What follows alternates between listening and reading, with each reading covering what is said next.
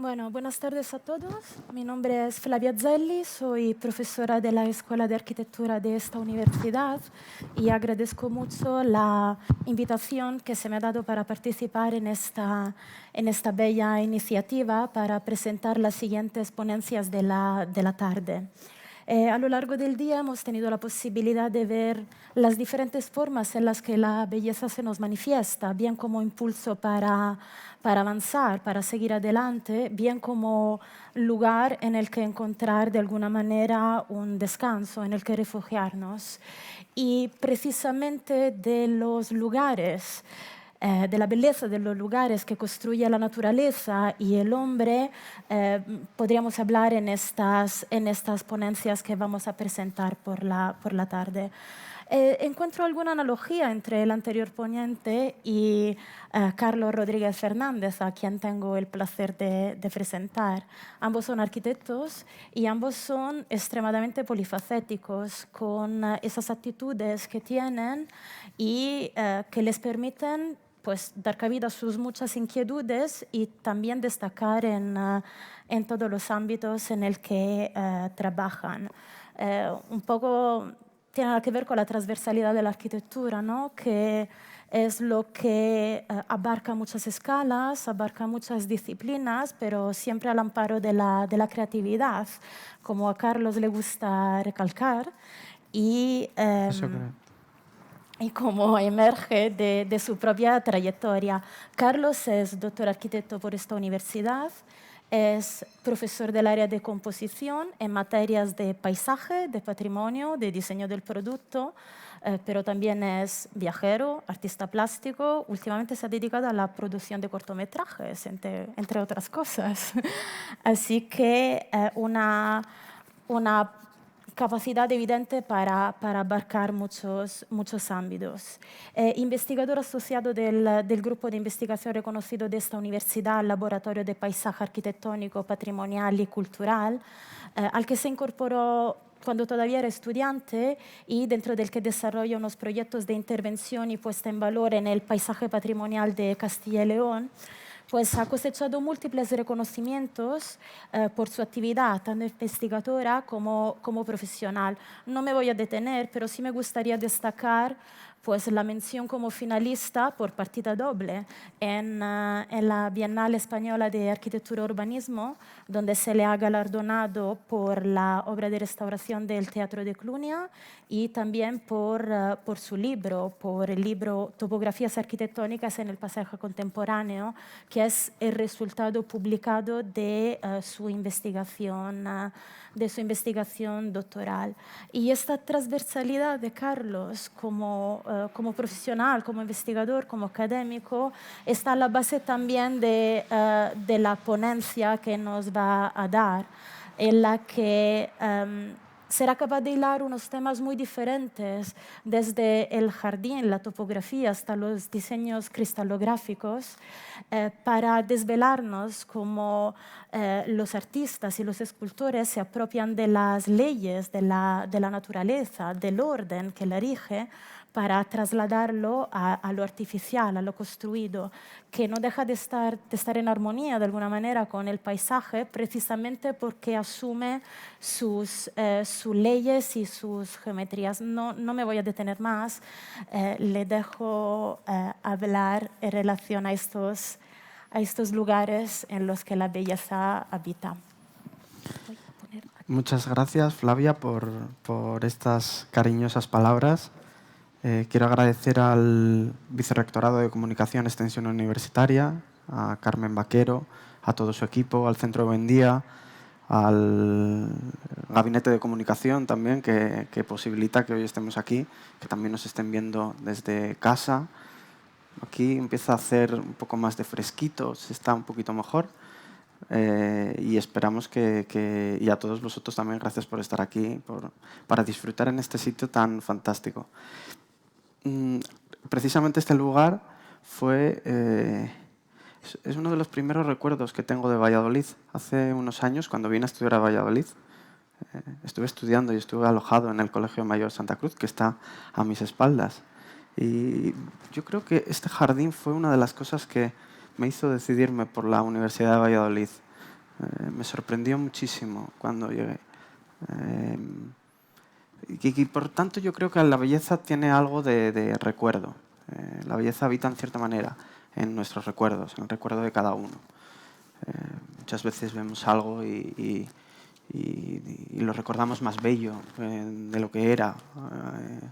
En cierta manera también se transforma, ¿no?, en esos recuerdos.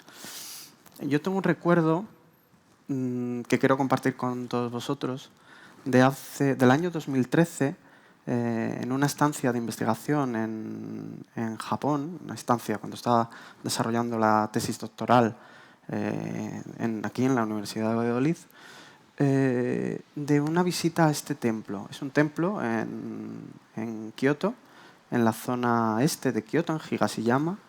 Es uno de los subtemplos del Tofuku-ji. Y lo primero que ves cuando entras es esta imagen oscura, una imagen casi del pabellón, del jojo, que obviamente no podemos mirar a otro sitio que no sea ese jardín que tenemos al fondo y que se cuela directamente en la propia arquitectura. El jardín es obviamente la parte más importante de esa arquitectura. Es verdad que está un poco transformado, esos paneles ahora de vidrio, en realidad antes serían paneles de papel, ¿no? Pero lo que más nos llama la atención es la presencia de ese objeto extraño, de esa especie de objeto que casi parece flotar, ¿no? ¿Qué es aquello? ¿Qué es esto? ¿Qué tenemos aquí? Cuando nos acercamos al jardín encontramos todavía algo que nos llama muchísimo más la atención. Encima está en el centro, apoyado sobre una piedra, sobre una copa de piedra, rodeado por ese rastrillado que no sabemos por qué, qué presencia magnética tiene este objeto, ¿no?, para los monjes del templo.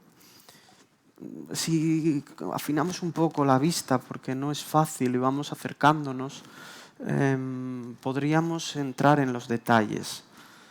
No podemos pisar, obviamente, esa arena de cuarzo rastrillada, inviolable, ¿no?, entrar aquí. Pero, bueno, a veces a través de una cámara, ahora mismo, pues podemos capturar un poco los detalles de esta piedra. Una piedra casi seleccionada y una piedra que ha sido recogida directamente de la naturaleza y puesta en esta copa. Recogida en su estado natural. De hecho, hay un manual de jardinería japonés, el Sakuteiki, que habla de cómo las piedras se tiene que escuchar los deseos de las rocas, colocarlas en la misma posición en la que fueron encontradas en la naturaleza, casi cuidarlas, respetar. Esto es una naturaleza en miniatura, colocada, como digo, en una copa, y que los monjes además cuidan casi a diario para que se mantenga casi en ese aspecto original, el musgo, esa especie como de arena blanca que está pegada o de sales que generan casi que incluso una silueta un poco difuminada en algunos puntos. En realidad esto es una piedra y a la vez es una montaña. Está representando la montaña de Buda, la morada donde habita Buda. El paisaje de los 8 mares y 9 montañas que rodean esta montaña, que en realidad es una alusión también al Monte Meru, algunas de las montañas también de Nepal, ¿no? Y que es el centro del budismo, es el centro del mundo, es el centro del cosmos, ¿no?, para la religión budista. No me pienso meter en terrenos fanganosos hablando del budismo. Ya ha quedado bien claro esta mañana cómo en realidad para un occidental es muy complicado entender muchas cosas de la cultura oriental. Yo simplemente paso un poquito de puntillas y me quedo aquellas cosas que logro casi como a través de un poco de la intuición, como decía antes el ponente anterior, ¿no?, pues casi acabar de comprender. Por lo tanto, no soy experto en Japón, pero ni pretendo serlo.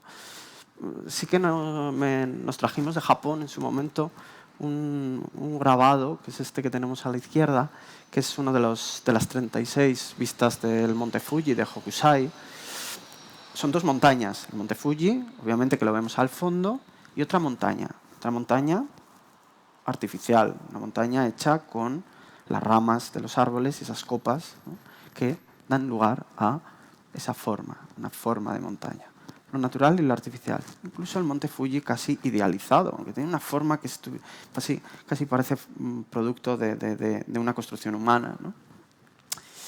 Muchos de los japoneses guardan sus recuerdos en los tokonoma, que son estos nichos que encontramos en la arquitectura, donde se guarda un rollo de la familia con algunos kanjis, con algunos elementos escritos, ¿no?, de esa escritura, un pequeño bonsai, a veces un ikebana, un arreglo floral.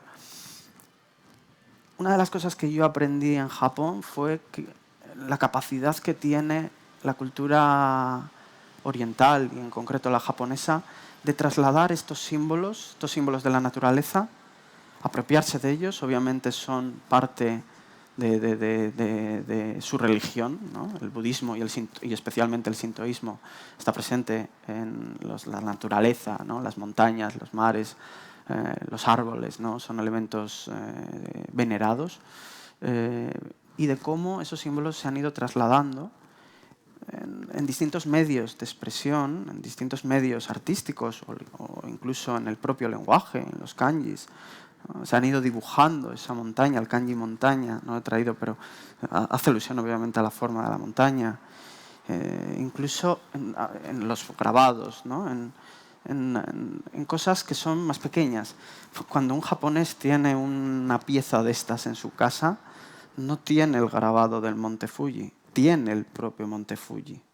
No es una cuestión de copia y el propio objeto ya adquiere su propio valor. Esto es una cosa casi imposible de comprender para un occidental.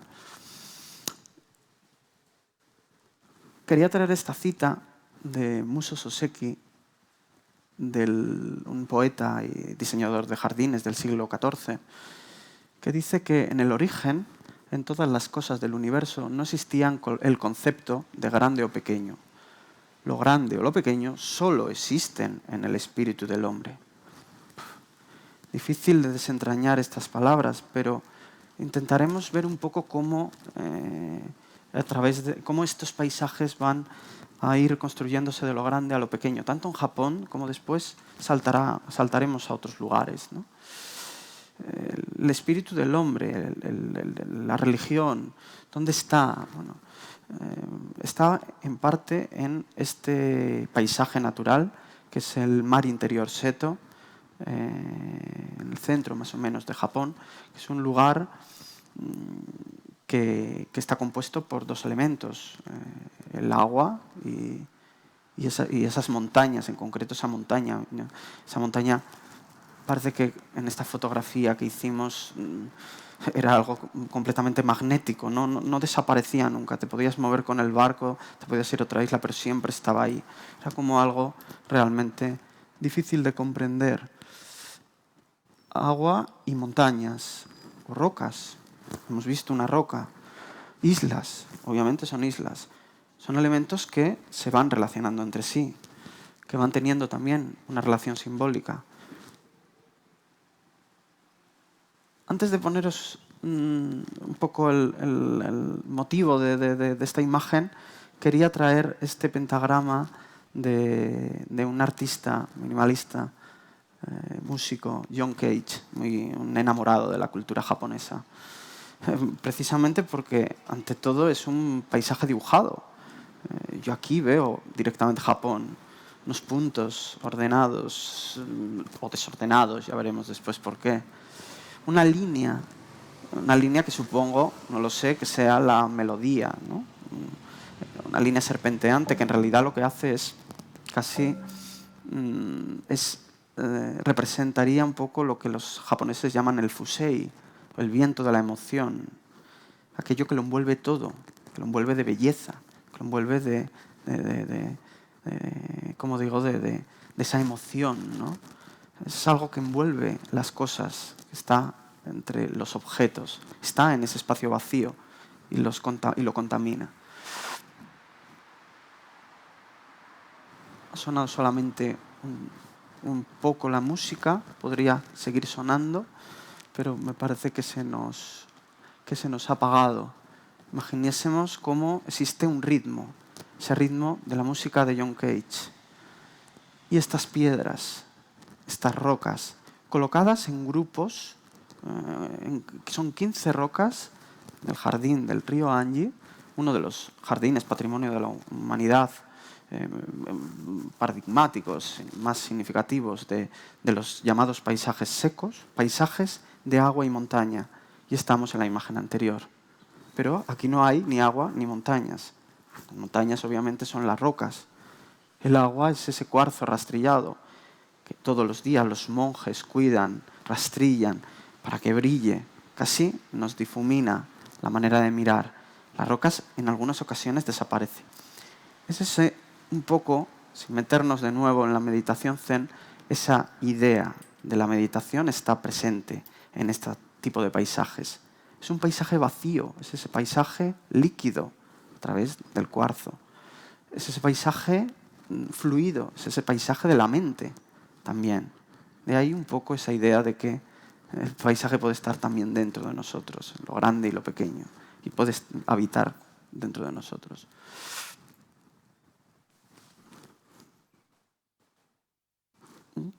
Porque esto... Ahora. Los grupos de estas rocas están en un equilibrio inestable. No existe un orden. En Japón el orden es un poco un orden desordenado o un equilibrio inestable. Esto tiene mucho que ver con la idea de la irregularidad, con la idea de la belleza de lo imperfecto, con la belleza también de ese paso del tiempo, del wabi-sabi que tenemos en estas rocas, que están como si estuviesen en su hábitat natural.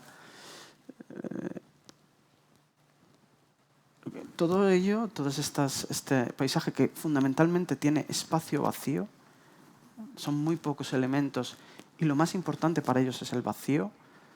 La música de John Cage ha dejado de sonar y yo creo que se ha convertido en otra de sus piezas, que es el de 4:16 minutos de silencio. O sea, una pieza que solamente tiene silencio, no tiene notas. Yo creo que ha sido un poco circunstancial, una circunstancia muy bella, ¿no? Como han dejado de sonar. Y precisamente nos están relatando eso, nos está relatando el vacío enmarcado a veces entre las propias perfiles de las montañas. El lugar está rodeado por un muro de tapia, una tapia de 1,5 metros de espesor, y fuera encontramos la propia naturaleza, los bosques que rodean el templo del río Anji y que cambian cada estación. Podemos encontrar con flor, lo podemos encontrar en esta época del año. Fuera el tiempo es variable, muta, cambia. Sin embargo, dentro tenemos un tiempo congelado, un tiempo estable, un tiempo por el que casi cristalografiado por los propios monjes del templo.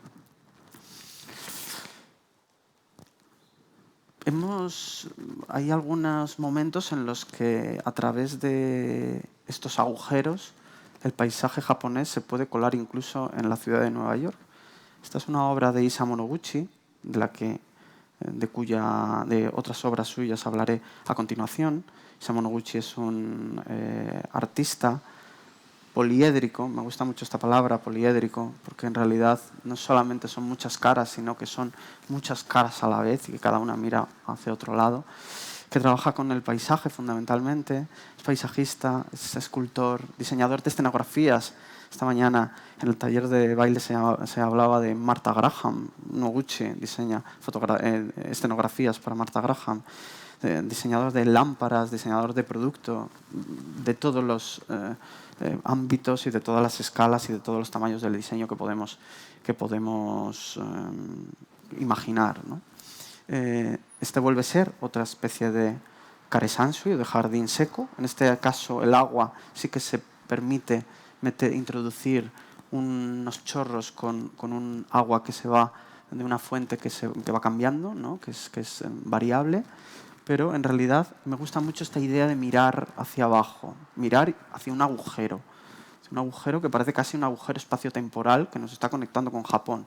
Noguchi es un viajero también, tiene ascendencia japonesa, pero trabaja casi toda su vida en Estados Unidos y volverá, en cierta manera, a Japón casi al final de su obra, ¿no? Tiene unas ciertas reticencias con Japón por algunas cuestiones que a lo mejor después aparecen.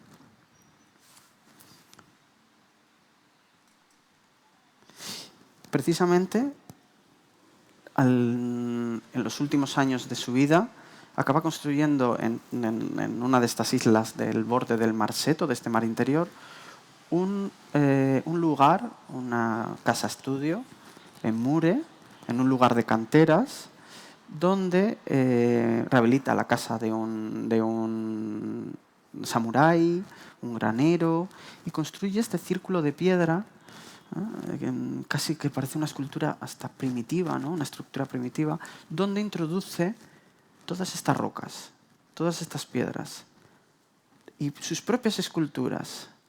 Es casi como una especie de coleccionista de rocas, que va trayendo de muchos lugares del mundo, que va eligiendo y que van viniendo a Mure a través de barco y que van depositándose aquí. Algunas las trabaja y otras no. Incluso en algunos textos yo he leído que Noguchi pedía perdón a las rocas por herirlas, por trabajarlas. Para él la belleza estaba en la propia roca, en esa pieza, en esas piezas. Me gusta mucho esta especie de convivencia, ¿no? De unas cosas con otras. Aquí la tenemos en una fotografía que he escaneado el otro día de un libro, ¿no? Creo que espero que no tenga un copyright por el que me puedan poner problemas. Un libro, por cierto, diseñado por Issei Miyake, uno de los diseñadores de moda japoneses y de diseño editorial más importantes. Le vemos con esas piedras a punto de partir, o que acaban de llegar, quiero decir, con otras esculturas. Y en el medio siempre tiene esa especie de saber estar, una mirada, un saber estar un tanto distraído siempre. Estos son algunos detalles de esas rocas que incluso tienen las inscripciones de dónde vinieron, cuál es su historia, o otras líneas de alguna escultura que al final se empezó a hacer y definitivamente nunca se acabó haciendo, no lo sé en este caso. Pero no se podían hacer fotos, obviamente, en este lugar y por lo tanto estas son las fotografías como las fotografías que se pueden enseñar y que están publicadas. Me gusta muchísimo esta pieza en concreto de Noguchi. Otra vez otra montaña. Una montaña mágica en este caso. ¿Hacia dónde llevan esas escaleras? ¿Hacia dónde? En este agujero no sé muy bien qué habita ahí dentro, ¿no? Para hacer ese agujero. Esto es una montaña realmente. Parece que está flotando. Yo incluso muchas veces veo un corazón, una especie de estructura, casi una víscera, ¿no? Para él es una montaña, es una montaña. Veremos después por qué. Él también está en cierta manera jugando con ello. Está explorando, está investigando. En el año 77 le llama Sofu Teshigahara, el director de la escuela de Ikebana Sogetsu en Tokio, para, junto con otro de los grandes arquitectos japoneses, metabolistas de los años 70, Kenzo Tange, para construir un poco entre los tres esta obra un poco coral que es la nueva escuela de Ikebana Sogetsu. Noguchi lo llama Tengoku, cielo, ¿no? Una montaña escalonada que está iluminada por ese lucernario de Kenzo Tange. Como digo, es una especie de obra de arte un poco coral, ¿no? Aunque sea un término un tanto ya utilizado, yo creo que es bastante comprensible, ¿no? Para vosotros, ¿no? donde existen elementos que son esculturas, otros elementos que forman parte de los sistemas de los basamentos y de los sistemas arquitectónicos, las escaleras, los basamentos para mostrar los propios ikebanas. Incluso hacen alusiones a algunos elementos como este chozumbasi, ¿no? de donde cae el agua de la fuente. Es una interpretación de un chozumbasi tradicional, ¿no? Pero un poco según las formas y según un poco el imaginario, ¿no? de Noguchi. El agua está muy presente en este paisaje, que prácticamente es un paisaje de piedra. Es un paisaje que solamente comprendemos cuando se encuentra habitado precisamente por estos ikebanas. Esta es una exposición conjunta que hicieron los tres con los ikebanas de Teshigahara.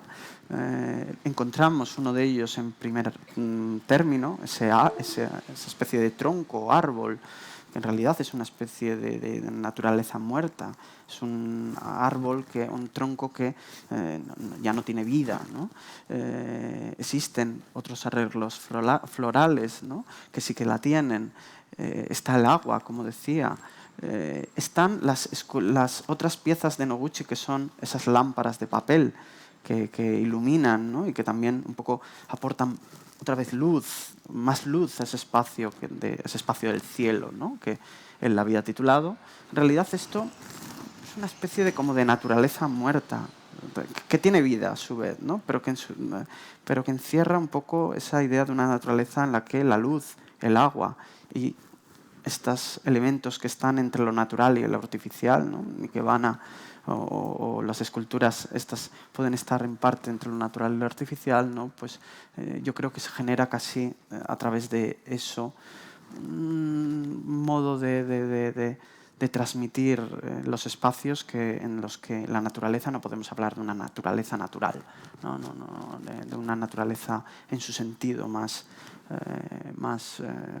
auténtico, si cabe, ¿no? De hecho, Noguchi no habla de la naturaleza. Decía que no se puede copiar a la naturaleza. La naturaleza es una cosa y el paisaje es otra. Noguchi utiliza un término que es el de paisajes escultóricos, que le permite, porque la palabra paisaje en ese sentido es muchísimo más transdisciplinar, muchísimo más, tiene más ramificaciones, conecta más disciplinas y le permite hablar de cómo ese paisaje escultórico puede ser un playground, como en este caso. Me encantan estas fotografías de Noguchi, en especial esta, en el que contempla una de sus maquetas. Yo creo que para Noguchi no era una maqueta, era ya un espacio que además, lamentablemente, después no se acabó construyendo, pero él, una mirada también un poco distraída, está ya metido en ese lugar. Un lugar que puede ser pequeño, como decía, o que puede ser muy grande, ¿no? No llega a ser un edificio, pero en realidad él está ahí.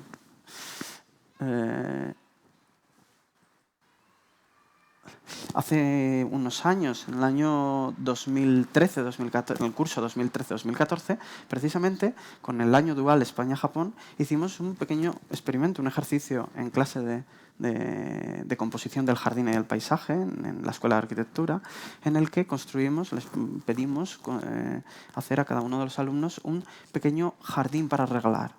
No era una maqueta, era un jardín para arreglar en sí mismo, todos con el mismo tamaño, con elementos que aquí he traído algunos, ¿no? A veces estaban vivos, incluso teníamos uno que tenía un agua, incluso con un pez, ¿no? Que había que ir a echarle de comer y tal, pero me gusta mucho ese de las piedras, esas piedras flotantes, incluso dieron lugar incluso a algunos happening, ¿no? Como estos alumnos que con esa topografía de velas acabaron prendiendo finalmente las velas y fue una experiencia, ¿no? El día de la entrega. De lo pequeño, de ese jardín en miniatura, un jardín para arreglar, que es un concepto muy japonés, a lo grande. Noguchi estaba muy preocupado y, de hecho, bueno, de una manera un poco utópica, ilusoria, él de juventud decía que tenía un sueño que era transformar la tierra entera en una gran escultura. Aunque al principio fuese algo muy utópico, después finalmente se convirtió incluso en un reclamo ante una amenaza, ¿no? Esta obra se produce 2 años más tarde, del 6 de agosto de 1945, a las 8:15 de la mañana, que es el momento en el que la primera bomba, la de Hiroshima, cae sobre Japón. Y lo que hace Noguchi es, con ese mundo un poco oscuro de la belleza, trasladarnos a estas formas de una escultura, de un homenaje al hombre. Él dice que es un memorial to man, o un espacio para ser visto desde fuera. Parece una persona que lanza un grito, un llanto, ¿no?, de desesperación, llanto de peligro, ¿no?, ante lo que puede ser la destrucción, ¿no? De hecho, es muy curioso porque el alcalde de Hiroshima, cada año, y durante 40 años se pasa, el 6 de agosto de cada año, enviaba una carta a todos los medios de comunicación y las grandes instituciones pidiendo precisamente el final de esas amenazas nucleares. Me gusta mucho y es uno de los paisajes más queridos para mí, porque forma parte de mi tesis doctoral, este último paisaje que realiza Isamu Noguchi, que es un paisaje autobiográfico. Se realiza un poco casi tratando de aglutinar todos sus distintos proyectos, todas sus distintas memorias, todas sus experiencias en un lugar y que se acaba construyendo además después, de manera póstuma, después de su muerte, en Sapporo, al norte de Japón, en un lugar además caracterizado por las altas montañas, ¿no?, nevadas, donde se han celebrado los Juegos Olímpicos de invierno, etc. Y el paisaje es una cosa que podría ser muy pequeñita, está allá arriba, es ese lugar, ¿no?, como esa especie de C, que es un antiguo meandro del río, que había dejado de serlo, ¿no?, porque se había tomado otro camino el río y luego había sido canalizado, y que había dejado casi una especie de naturaleza un poco abandonada en este lugar. Es casi como una naturaleza un poco congelada. Luego el Ayuntamiento de Sapporo decide transformar esto en un vertedero y finalmente encuentran la genialidad de que se les cruzó en unas visitas y en unos encuentros la figura de Noguchi y finalmente le encargan hacer este parque, el Parque Morenuma. Es un lugar donde él, como digo, va recogiendo todas sus memorias. Memorias que en forma de montañas. Este monte Moere, que tiene 63 metros de altura. No sabemos muy bien si es una montaña artificial o era una montaña que estaba allí ya. No se sabe muy bien. De hecho, una montaña que hace alusión a las propias montañas artificiales. El hombre siempre ha construido montañas artificiales desde la prehistoria, ¿no? En este caso, Noguchi había viajado a Inglaterra y había visitado pues, las montañas neolíticas de la zona de Stonehenge, Avebury, ¿no? Y en realidad se habían quedado ahí grabadas en su memoria y empieza a construir, ¿no?, a través de estos elementos. Me gusta mucho, todo este paisaje está como gobernado por una especie de fuerza invisible, por supuesto, una fuerza que podemos dibujar pero que no existe y que lo que hace es que deforma los elementos, los deforma en torno a un centro. Como sabéis, el centro en la cultura japonesa no está ocupado por un objeto, sino que está ocupado casi siempre por un vacío. No existe esa cultura del centro, esa es una cultura completamente occidental y las montañas orbitan en torno a este vacío. Y como digo, se deforman, casi se sesgan para invitarnos a subir, ¿no? Como esta montaña de juego. Montaña de juego es uno de los proyectos que está en su cabeza durante toda su obra. Hace un proyecto para Nueva York para hacer un playground, un espacio de juego con esta idea de montaña de juego. Después la intentará incorporar en otros elementos. Finalmente la acaba construyendo, o se la acaban construyendo de manera posterior a su muerte en Morenuma, ¿no? Esta superficie como que se tensa y que nos invita a subir arriba. Por aquí, por esta zona, parece una pieza casi natural, parece casi una montaña un tanto natural. Sin embargo, si la miramos del otro lado, es una pirámide, ¿no? Una pirámide que evoca un poco a otro de los viajes de Isamu Noguchi, que es precisamente el último, el más deseado por él. Se lo decía a todo el mundo, yo no quiero morirme sin ir a Machu Picchu, ¿no? Se fue en compañía de su ayudante, de Izumi, de su cantero, se fue y en 1983 hizo ese último viaje, ¿no? Y todavía le vemos con su edad, no recuerdo ahora mismo cuántos años tenía, pero cercano a los 80, deslizándose por esas laderas de piedra de Machu Picchu, ¿no? Casi como jugando con ello. Es una montaña de juego que, en realidad, pues Machu Picchu está representando un poco en esta otra cara, ¿no? En la cara artificial de esta montaña. Uy, ¿qué pasó? Esto sí que es un spoiler. La belleza a veces se distorsiona. Pero lo que más llama la atención en este lugar es que sobre una pirámide encontramos otra pirámide. Esos 99 escalones de piedra, los últimos, están segregados en una segunda pirámide. Un elemento completamente simbólico. Un elemento que conecta con el cielo, ¿no? Conecta con otra forma de entender las cosas. Ya no está hablando del juego, ya no está hablando de estas cuestiones, sino que está remitiéndonos a algo que está sucediendo, algo que a él le sucedió, ¿no? Esa experiencia de ascender, ¿no? Como contaba Edurne esta mañana, yo creo que en el mundo del arte pues produce otras sensaciones distintas completamente. A lo mejor no tan personales, pero más espaciales, más...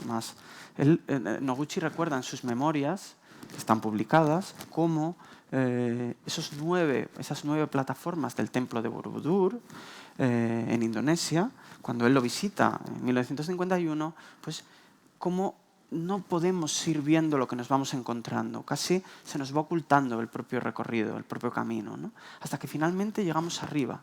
¿Y qué es lo que tenemos arriba? De nuevo, a Buda, ese lugar donde está la morada de Buda.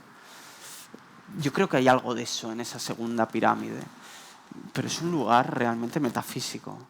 Es un lugar que, no sé si no he traído el sonido, pero en realidad no sería un sonido plácido el que escuchamos desde aquí arriba. Es un sonido de las nubes pasando de ese silbido, ¿no? de esas montañas que no sabemos muy bien, están a una cierta distancia, pero no sabemos muy bien el tamaño que tienen, la escala, ¿no? El tamaño relativo.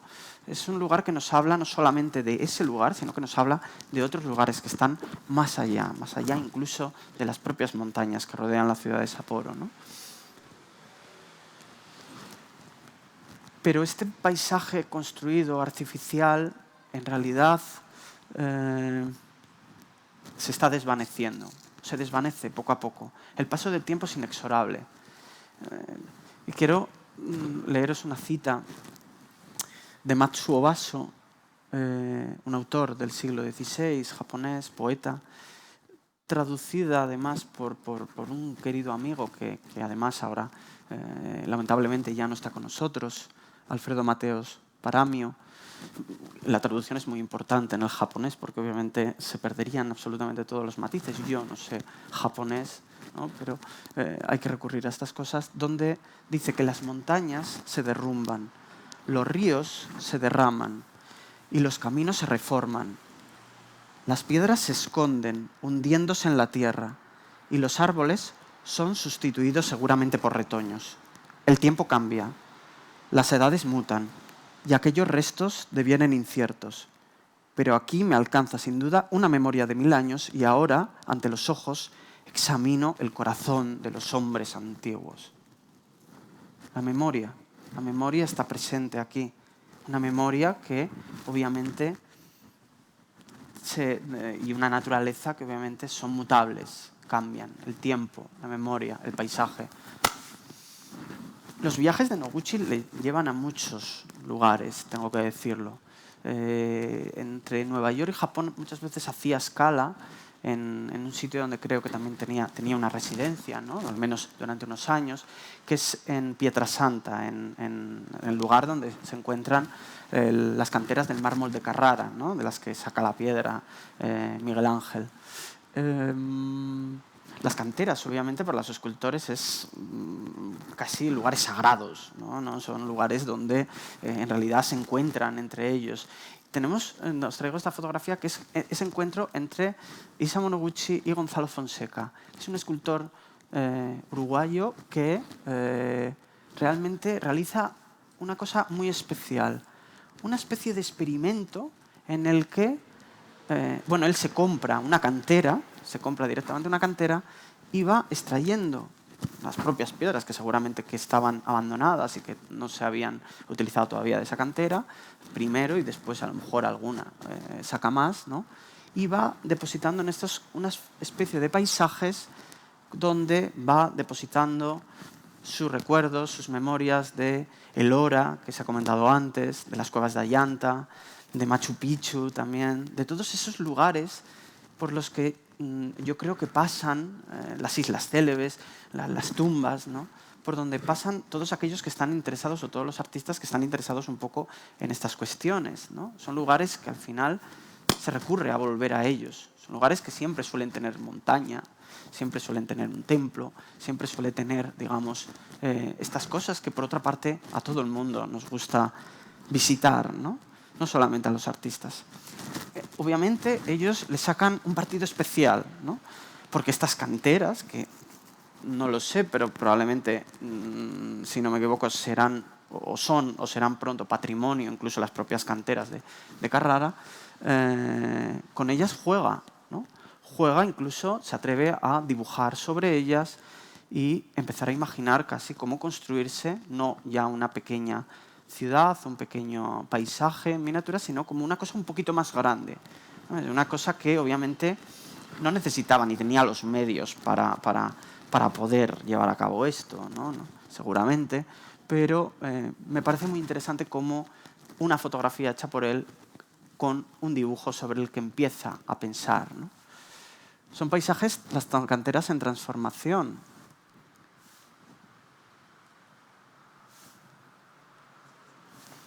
Me gusta mucho esta fotografía porque vuelve a capturar esa escena de un artista metido en su obra, pero además el marco, su propia obra está enmarcando el paisaje donde la está desarrollando.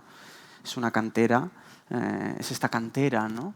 Las montañas que están al fondo, y está representando también cosas con la misma piedra. Es casi el todo, que es la montaña, y los fragmentos, ¿no? Esas piezas en forma de esculturas. Incluso esta otra imagen, que es bellísima, que es de un documental que le hicieron hace unos años, en el año 2017, y que a mí me recuerda un poco a esas ciudades dentro de ciudades, ¿no? Esos paisajes dentro de paisajes. Es un poco como una especie de colección de esas ciudades que Italo Calvino, ¿no? En sus Ciudades Invisibles, pues trató un poco de narrar, ¿no?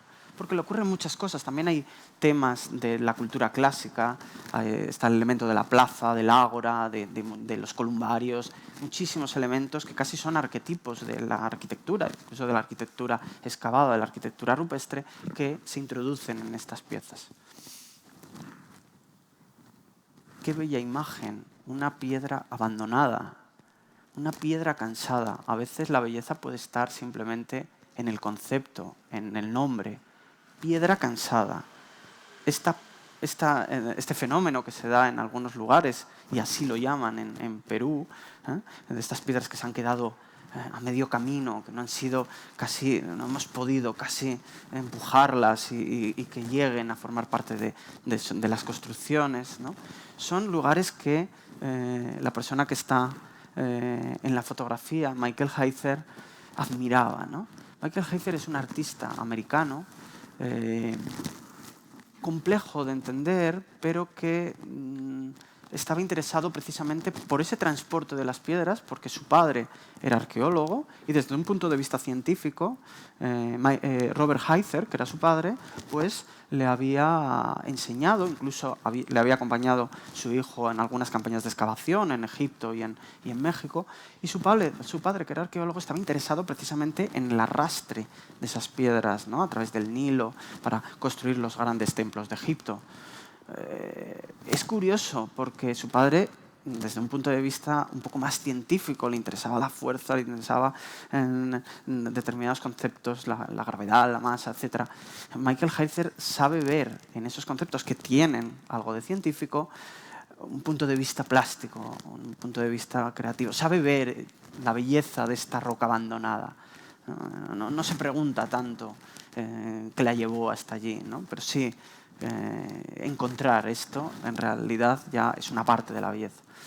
Es uno de los artistas que se pueden un poco como englobar en lo que se puede llamar el movimiento del land art americano, ¿no? El trabajo con la tierra como un soporte, ¿no? Con el que trabajar, ¿no? Tiene mucho que ver con el paisaje, y aquí vemos a Michael Heiser en el desierto de Nevada, como un poco siguiendo esas experiencias arqueológicas de su padre, se pone casi a excavar en el desierto para ver qué encuentra, para ver qué hay dentro.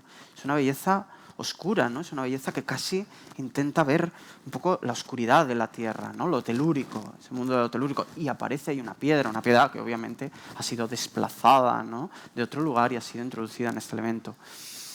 Son muy bonitas y nos he traído las fotografías en las que estas piezas, estos experimentos de Heiser, se acaban deshaciendo, se acaban casi fundiendo de nuevo en el propio paisaje. Muy cerca de la fotografía anterior, en el desierto de Nevada, están Yucca Flat, el área de pruebas nucleares, donde hasta el año 92 se produjeron más de 1000 detonaciones, ¿no? Es un poco la belleza de lo trágico, la belleza de lo oscuro, ¿no? La belleza también de esa tragedia de la amenaza nuclear.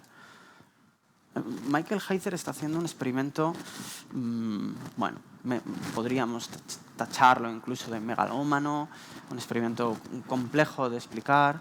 Lleva trabajando en este lugar durante más de 50 años, es su obra City. ¿Y qué es lo que está haciendo? Pues casi ante esa amenaza nuclear, que realmente en los años 70 era una cosa que era un tema candente en el lugar, él lo que hace es construir una especie de ruinas al revés, de ruinas que se meten dentro de la tierra, de topografías que se hunden, ¿no? Casi para protegerse. ¿Qué son estas formas? Yo no sé muy bien, no sabría deciros muy bien a qué pertenecen estas formas, si no fuera por esta especie de continuidad que existe. No sé cuánto tiempo llevo. No tienes tiempo. Bueno, si no fuese por esta continuidad que existe entre los distintos medios de expresión, un dibujo, los propios montículos americanos, de los enterramientos americanos, que están en uno de sus libros de cabecera, el libro de la mesita de noche, que es este Antiquities of Wisconsin, que no sabemos de qué manera, incluso en los petroglifos de la zona están esos códigos, esos dibujos, y que no sabemos de qué manera se acaban encontrando de nuevo las formas artificiales con las formas naturales, el paisaje artificial y el paisaje natural casi entrando en una feliz resonancia. Los templos que él construye en la cabecera de esta intervención, que en realidad hacen alusión a esos templos de México, a esos lugares donde las montañas se construyen hacia abajo y las montañas se construyen hacia arriba y las plazas se construyen hacia abajo, como una topografía continua de líneas que representan muy bien Annie y Joseph Albers. ¿Quién nos va a contar mejor que John Utzon, un arquitecto danés, cómo los mayas inventaron uno de los mayores artificios arquitectónicos, que es el uso de la plataforma, ¿no? Ese lugar elevado para divisar y ponernos a la altura de los árboles, ¿no? A la altura del cielo, a la altura del paisaje. El paisaje, y yéndonos un poco al terreno finlandés, al terreno nórdico, el paisaje finlandés, el paisaje nórdico, era el punto de partida de uno de los grandes arquitectos de todo el siglo XX y especialmente de Finlandia, ¿no? Alvar Aalto. Comenzaba sus exposiciones, sus presentaciones, muchas veces con esta fotografía, una fotografía de ese salpicado de lagos y bosques, casi como nos recuerda mucho a la fotografía por la que empezábamos en Japón, ¿no? Que traslada no voy a decir literalmente porque no existe literal, existe una serie de dibujos en los que las formas se esencializan, se trabaja con esas formas de los lagos, ¿no? Con unas técnicas depuradas, también aquí influencias de Arp, ¿no? de otros artistas contemporáneos, ¿no? Y cómo casi lo transforma en un paisaje líquido de este jarrón Savoy, ¿no? La roca fundiéndose un poco con los fragmentos de esta casa que se sitúa en una isla isla montaña, ¿no? Los fragmentos de roca se confunden con esos fragmentos incorporados y que nos conducen hacia la casa. Una montaña también imaginada, una montaña fantástica, escalonada, iluminada por multitud de soles que finalmente, qué mejor manera que esta para diseñar el espacio de una biblioteca, ¿no? Incluso otros artistas que trabajan con la madera y con el tema del agua, ¿no? Tapio Virkala, que trabaja con el tema del deshielo de los glaciares y de esos ríos, ¿no? Que en primavera producen estos remolinos. O incluso el cristal, ¿no? El cristal es el gran protagonista del diseño, yo creo, finlandés y de Tapio Virkala. Un iceberg o unos cubos de cristal, ¿no? Que parece que se derriten. Las formas del agua, las formas del cristal. Cristal y roca están muy próximos. No voy a hablar más sobre ello porque pero hace poco tuvimos una exposición en el Museo de Santa Cruz, en el Museo de la Universidad, sobre estas cuestiones, ¿no? Donde los alumnos trabajaban un poco sobre estas cuestiones, ¿no? Mineralogía, cristal, hielo, perfiles de montañas, ¿no? La flor del iceberg que podemos localizar en un punto determinado de ese perfil de los Alpes, la cristalografía, y quiero rendir tributo a Simon Marchand-Fitzen, investido doctor honoris causa por esta universidad, precisamente con este libro que os recomiendo recientemente, que es cómo existe una metáfora a través de las distintas artes y de la arquitectura, una metáfora basada en el cristal, ¿no? Montañas cristalinas, paisajes topográficos en los que se confunde lo artificial y lo natural, ¿no? Paisajes idealizados, paisajes utópicos, como estas arquitecturas alpinas de Bruno Taut, ¿no? Y para finalizar, quería...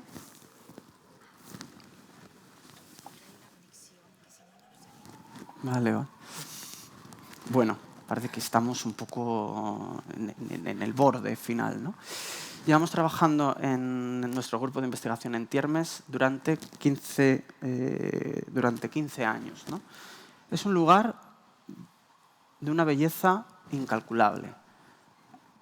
Es un sitio donde lo natural y lo artificial se confunden. No sabemos si estamos hablando de geología o estamos hablando de la presencia de lo que es realmente, que es los restos de una ciudad romana. La topografía, las formas de la roca son producto de lo antrópico, son producto del paso del hombre. Las siluetas de una ciudad que ha desaparecido, solamente nos quedan las huellas, las marcas.